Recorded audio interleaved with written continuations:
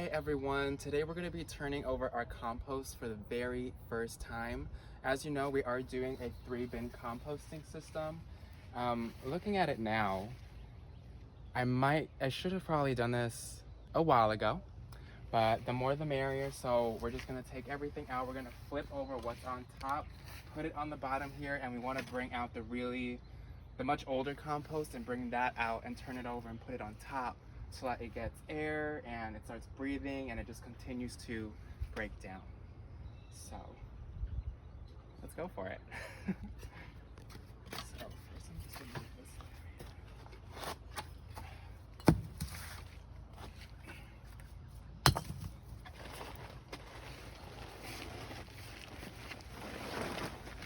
We've been gathering a lot of compost. And it's a really nice mixture of just like garden scraps, kitchen scraps, chicken manure from the run, hay, straw, grass clippings. So it has a really nice balance of that carbon element and things that bring in nitrogen as well. So let's give it a whirl. Oh my gosh. Let's see if this even comes out. Oh. Wow. That's cool. You can see like the layers of it. Oh wow. Wow. See all, oh my god, there's like ants living in there. Oh my god, there's like a colony of ants. Look at the mushrooms. Oh, there's mushrooms growing in there. Wow. Fascinating. I'm just gonna scoop it over. And we'll just go through layer by layer and see what it looks like. Again, I've never composted, so I'm not really sure what it's supposed to look like. I'm sure the more it breaks down, just the earthier and more soil-like it's gonna get. Let's do it. And again, I probably should have done this a long time ago. There's a lot of stuff in here. You know, there's so much food and scrap that gets wasted every single year that can be put into the compost. So imagine if everyone composted. We'd be able to create so much nutrient and fertilizer for our soil and for our plants. But so much of it just goes wasted. So, jeez. And you'd expect compost to smell pretty bad, but I was researching and a healthy compost actually shouldn't smell. So, if your compost is balanced, it shouldn't smell. Just like breaking it up. So good.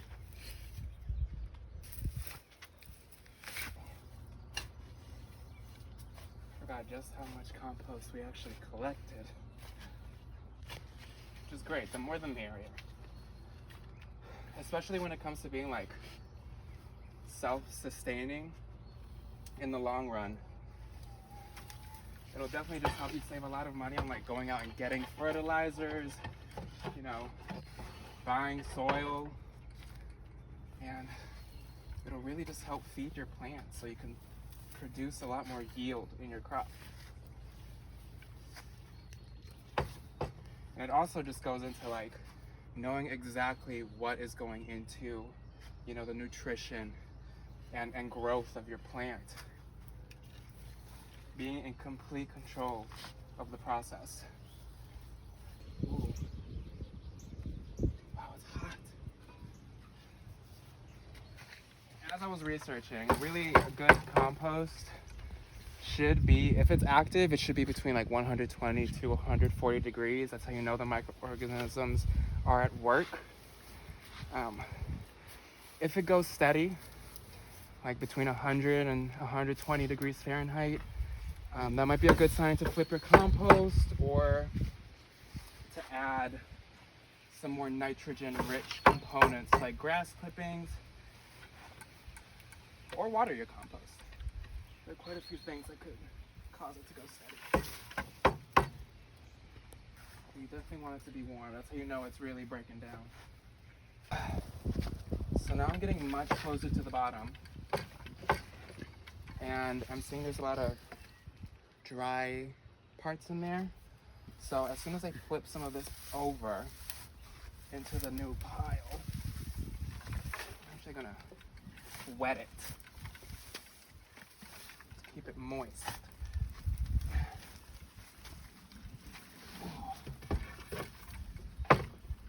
See, the closer we get to the bottom, the blacker everything's getting. Seems like a good sign. I'm gonna wet this before introducing more compost just so it doesn't dry out in the center.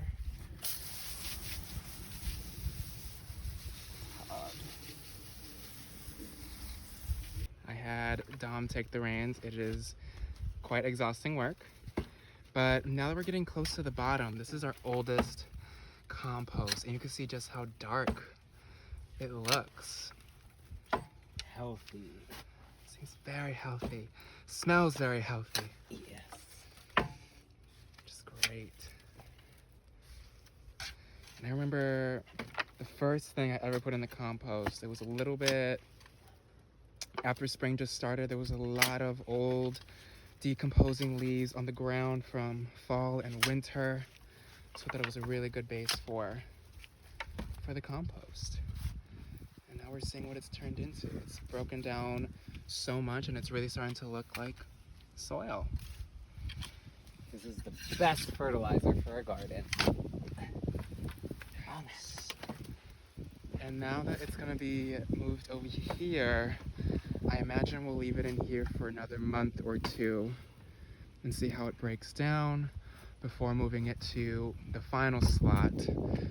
We do have some potting soil in there right now that we're just sprinkling throughout the garden. But once it's in there, we're gonna leave it in there for probably another month or two before it's ready to use in the garden.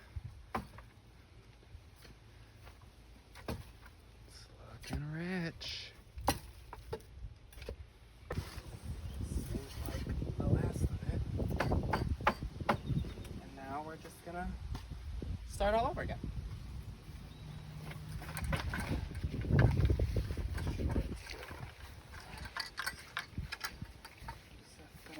Actually poke around in here, break it up a little bit.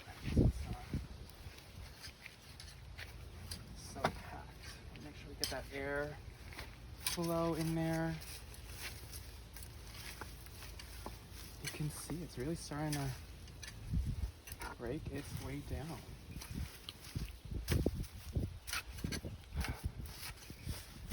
Now seeing how the process of turning it is actually like, I'm definitely not gonna wait 3 months before turning it. Definitely do it a little more often because then it just over accumulates and it becomes quite a task.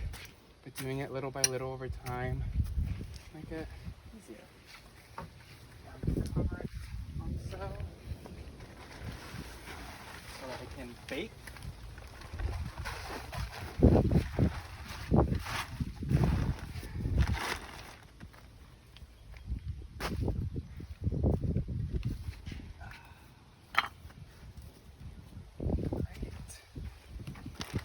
And we'll check on it in another month and see how it goes.